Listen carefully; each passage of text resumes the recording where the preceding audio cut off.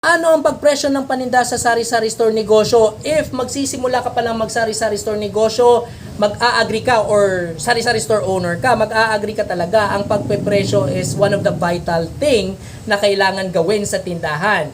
Kasi pag mali yung pagpepresyo mo ng paninda, ang yung mangyayari is, of course, malulugi ka. Kailangan sakto yung pagpresyo mo. So, meron tayong pattern, no? So, pwedeng umagree kayo sa akin or hindi kayo agree. Comment naman kayo sa baba sa comment. And also, pakishare naman ng video para malaman ng mga nangangailangan. And favorites nyo na rin. And subscribe din kayo or follow kayo, no? So, paano ba malalaman? Ano ba yung meron tayong example dito? Ito, for example lang to, Hindi talaga ito presyo niya, no? Pero for example lang. Sabihin natin ito, meron tayong noodles dito. Hindi ako sponsor ng Lucky Me, pero kung gusto nyo, pwede na rin. Joke lang, pero totoo rin. Katulad ng pag-ibig mo, joke lang. So, meron tayong, for example, noodles. Yung pinakauna mong malaman sa pagpepresyo is, kailangan makuha mo muna kung magkano yung magiging tubo na ilalagay mo sa mga item.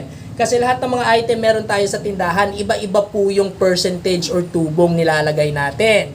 Meron akong fina-follow na guidelines. Pwede nyo rin sundin, pwede din hindi. Depende na sa inyo, no? Pero sa amin kasi, meron kaming guidelines, For example, meron tayong mga loss leader items. Ito po yung mga items na hindi na masyadong malakas yung hindi masyadong malaki yung tubo na nilalagay, pero kasi sobrang mabilis yung turnover. Katulad ng bigas, so meaning, pwede kang ipasok sa 15% to 20%, no? Ano pa ba yung mga loss leader items? Parang bigas na lang yata, Yung susunod na item is, ito yung mga fast-moving items. Yung mabilis talaga yung transition ng pera. So, pwede nating ipasok sa 20% to 25%. And meron tayong mga items na rare items. Yung hindi naman masyadong mabilis yung movement, pero hindi kasi nakikita sa area all the time. And isa ka sa mga tindahan na nagbebenta nito. So, pwede kang pumasok sa, pag rare siya sa area, hindi masyadong mahahanap sa area, pwede mong ipasok from 25% up to 35%. And meron din tayong mga items na kayo mismo yung nag-manufacture. For example, meron tayong mga gumagawa ka ng pagkain, sabihin natin empanada, lumpia, cheese stick, siomai, at kung ano-ano pang ikaw yung nagtalaga ikaw yung gumawa. So, pwede mong taasan yung tubo mo. Pwede kang pumasok from 35% up to 60%. Kasi ikaw yung may gawa niyan, So, ano po yung mangyayari? Pag alam mo na, pag nakuha mo na kung magkano yung percentage ng tubo na ipapatong mo sa item, yung unang mong kailangan kunin is kung magkano ba yung cost ng item sa pagbili mo. Galing sa supplier or sa wholesaler. For example, ito. Sabihin natin yung noodles. For example lang, hindi niya presyo. Pero sabihin natin, 6 pesos yung bili mo nito sa supplier, diba? Yan yung cost ng item. Ang susunod mong itatalaga, sabihin natin meron kang 100 na pinamili nung time na yon ng binili mo to, 100 items, no? Iba-iba, sabihin natin noodles, delata, at kung ano-ano pa, shampoo, sabon. Ang gagawin mo is itatalaga mo yung expenses. For example, 100 pesos, 50 pesos papunta doon pagkuha ng item and 50 pesos pabalik. Yung gasolina mo or sabihin natin yung pamasahe mo. So, ano yung gagawin mo? Ang susunod mong kukunin is yung expenses. So, yung 100 is i-divide mo yan sa lahat ng items na binili mo on that day. Is divided by 100 din, so mangyayari is 1 peso per item yung expenses.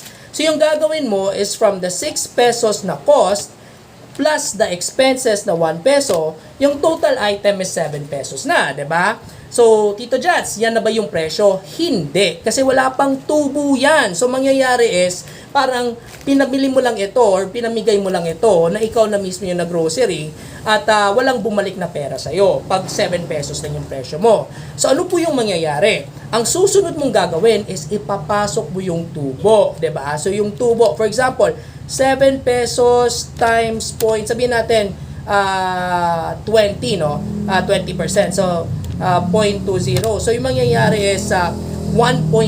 So, piso and 40 cents yung andito. So, 1.4.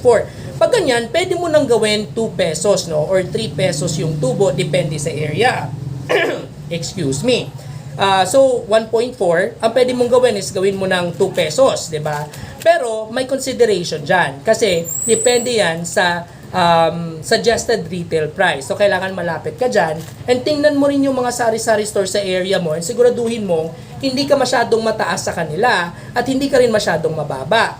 So kung ang bintahan nila dito is 10 pesos, then kailangan nasa 10 pesos ka rin or pwede kang bumaba ng konti ng 9. So in this situation, ang ilalagay nating tubo, sabihin natin is 3 pesos, no? For example. So yung mangyayari is from 6 pesos na cost plus yung piso na expenses plus yung 3 pesos na tubo is magkakaroon ka ang bentahan na nito sa tindahan mo is 10 pesos na. Okay? So pareha din sa ibang items na ibebenta mo. Ang nagkaiba lang doon is yung percentage na ilalagay mo sa tubo on top of the item. Okay? So, cost ng item, pag binili mo, sabihin mo 6 pesos. Expenses, sabihin natin 1 peso, 7 peso na. And yung 20% or 25% markup or tubo na magiging round off to 3 pesos. So, yung total amount ng bentahan nito is 10 pesos. May balik na 3 pesos sa'yo as tubo. Okay. So, na yun, ano po yung mangyayari? Ang magandang tip dito is, pag kumukuha ka ng item, mas magandang wala kang expenses. Zero expenses. So, kung meron kang nalalamang supplier na may free delivery na pwede magatid sa'yo, na hindi ka nagagastos ng gasolina or fare, mas mabuti. Kasi pwede kang maglaro sa pricing or pwedeng tumaas yung profit mo sa certain item na to. Okay? The more na zero yung expenses, the more na pwede mong presyohan o paglaruan ng presyo ng item, the more na magiging okay yung sales mo sa tindahan at yung profit mo. If you like my videos, paki-heart naman ng heart button or paki-like naman ng like button, paki-smash naman yan. I-share mo to sa mga friends mo, mag-open pa lang ng sari-sari store negosyo. I-favorites mo or i-favorites mo ito sa, sa video, favorites mo. And also, paki-comment sa baba if agree kayo or hindi kayo agree. Okay, I would love to hear from you. Once again, this is Tito Jats, your Sari Sari Store Explorer, and I hope you have a good day.